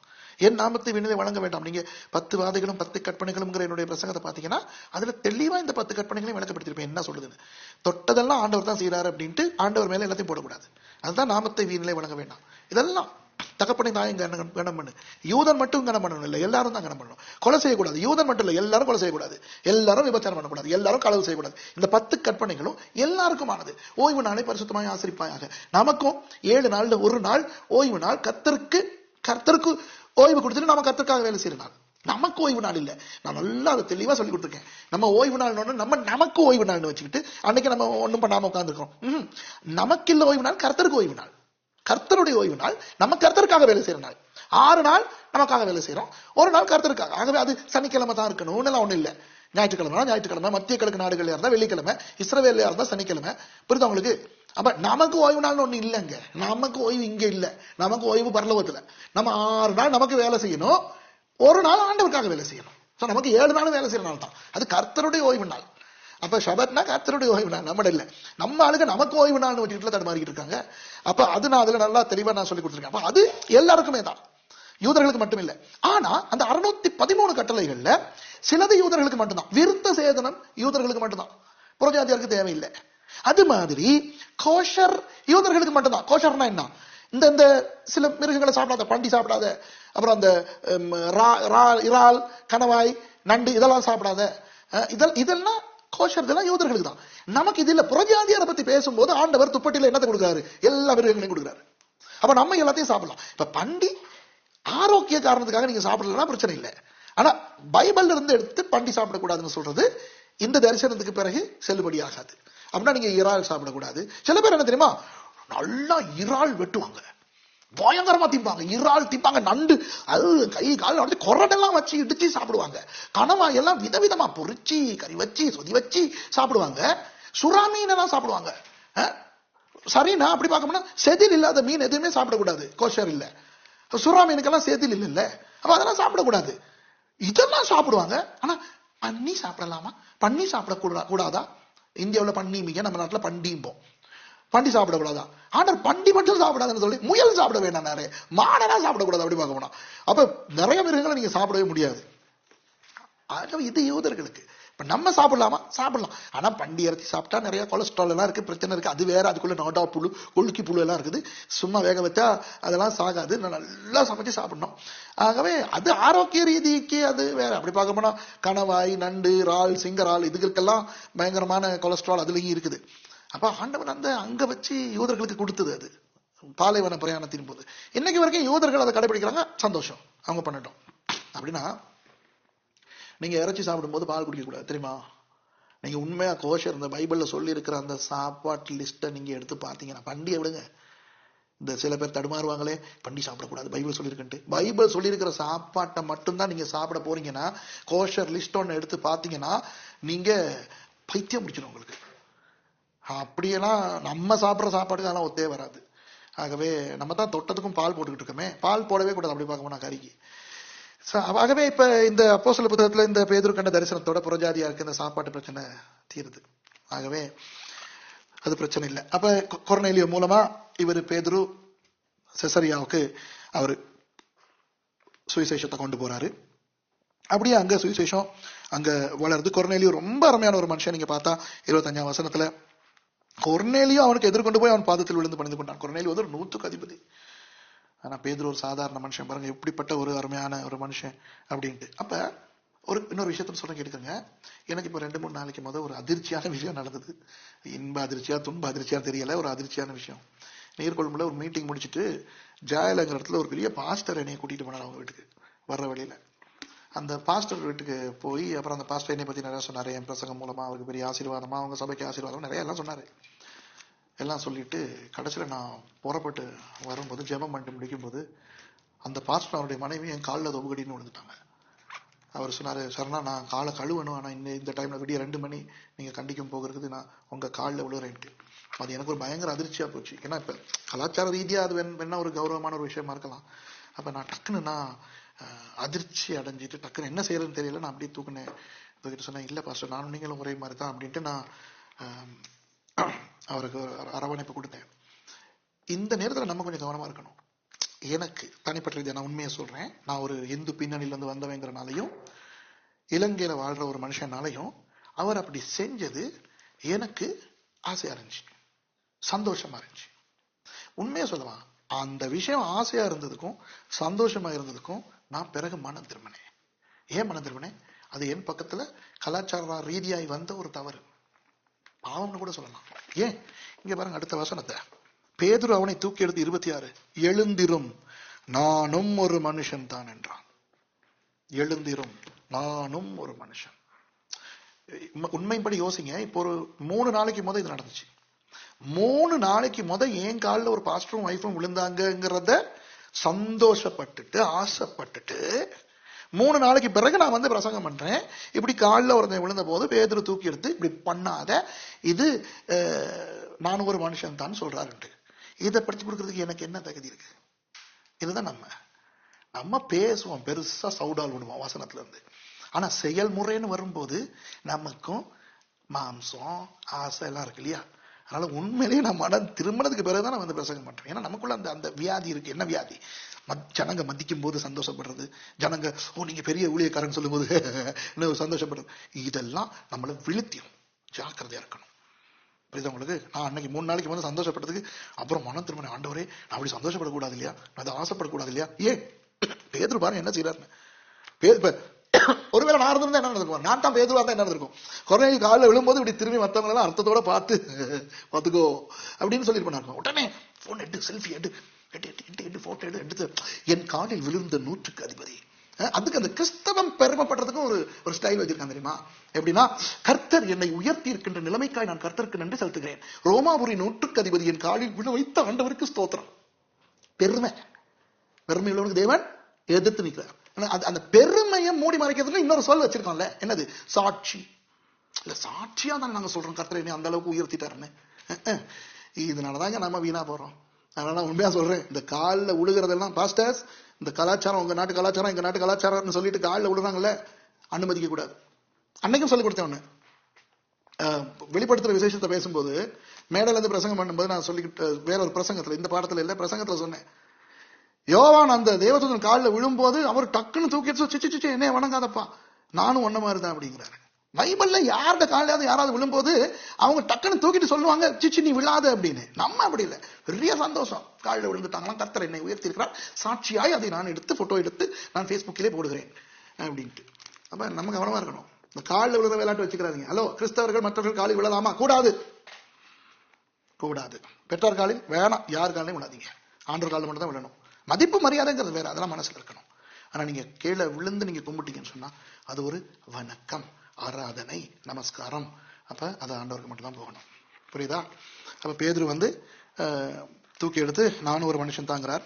அப்புறம் அநேகர் வந்துட்டாங்க. வந்து எல்லாம் பிரசங்கம் எல்லாம் கேட்டு ரொம்ப பெரிய ஒரு ஒரு எழுப்புதல். நீங்க 10வது அதிகாரத்துல நீங்க பாத்தீங்கன்னா பார்க்கலாம். 48வது வசனம் முடிக்கும் போது 47 பாத்தீங்கன்னா பரிசுத்தாவின் அபிஷேகமே உங்களுக்கு எல்லாம் கிடைச்சிருது. நம்மை போல பரிசுத்தாவியை பெற்ற இவர்களும் ஞானஸ்தானம் பெறாதபடிக்கு எவனாகிலும் தண்ணீரை விலக்கலாமா என்று சொல்லி கர்த்தருடைய நாமத்தினாலே அவர்களுக்கு ஞானஸ்தானம் கொடுக்கும்படி கட்டளையிட்டான். அப்பொழுது சில நாள் அங்கே தங்கும்படி அவனை வேண்டிக் கொண்டார்கள். பாத்தீங்களா? அப்ப புறஜாதியார் மேலையும் பரிசுத்தாவின் வரும். 46வது வசனத்தை பாருங்க. விருத்த சேதனமுள்ள விசுவாசிகள் கேட்கும் போது பரிசுத்த ஆவியின் வரம் புறஜாதிகள் மேலும் பொழிந்தருளப்பட்டதை குறித்து பிரமித்தார்கள். அப்ப புறஜாதியார்களுக்கும் பரிசுத்தாவின் அபிஷேகம் எல்லாம் வந்துச்சு, ஞானஸ்நானம் எல்லாம் கொடுத்தாங்க. ஆகவே கொர்நேலியோவின் மூலம் சிசரியாவுல பேதுருங்கிற சீஷன் புறஜாதியாருக்கு சுவிசேஷத்தை அறிவிச்சு அந்த அப்போஸ்தலர் 1:8 நிறைவுபடுத்துறார். புறஜாதியார் மேலேயும் பரிசுத்தாவின் அபிஷேகம் வந்துருது, அவங்களும் ஞானஸ்நானம் எடுக்கிறாங்க. இப்பதான் பேதுருவினுடைய கண் திறக்கப்படுது.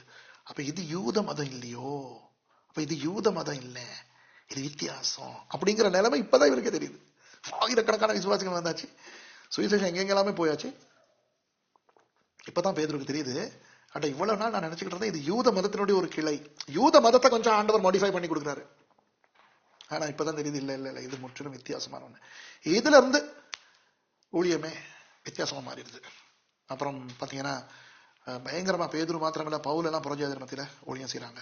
இப்ப நம்ம வந்து 11வது அதிகாரத்துல இருந்து உள்ள விவரங்களை நம்ம 6வது பாடத்துல நம்ம பார்ப்போம். இப்ப இன்னைக்கும் நம்ம படிச்ச இந்த பாடத்துல கர்த்தர் உங்களுக்கு நிறைய காரியங்கள் உங்களுக்கு சொல்லி கொடுத்துருப்பாருன்னு நான் நினைக்கிறேன். இதெல்லாம் உங்களுடைய ஊழியத்துல பயன்படுத்துங்க. 6வது பாடத்துல நான் உங்களை சந்திக்கிறேன். அதுவரையில் கர்த்தர் உங்களை ஆசீர்வதிப்பாராக. ஆமென்.